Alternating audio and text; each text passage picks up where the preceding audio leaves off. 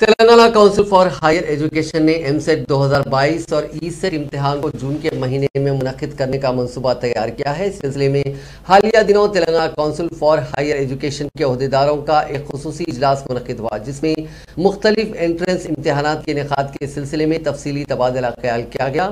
ذرائع نے بتایا کہ ایم-سیٹ اور ای-سیٹ کو چھوڑ کر دیگر انٹرنس امتحانات جولائی کے مہینے میں منعقد کرنے سے اتفاق کیا گیا۔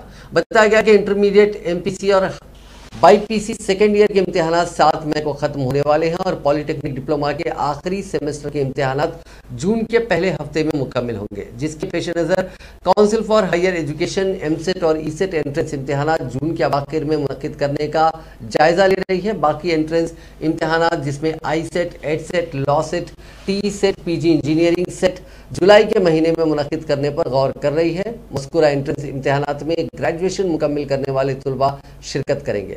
بتایا گیا ہے کہ گریجویشن کے آخری سیمسٹر کے امتحانات بھی جون کے اواخر میں ختم ہوں گے، جس کے پیش نظر کونسل فار ہائر ایجوکیشن نے پی جی کورسز میں داخلوں کے لیے منعقد ہونے والے مختلف انٹرنس امتحانات کو ضلع میں منعقد کرنے کا فیصلہ کیا ہے۔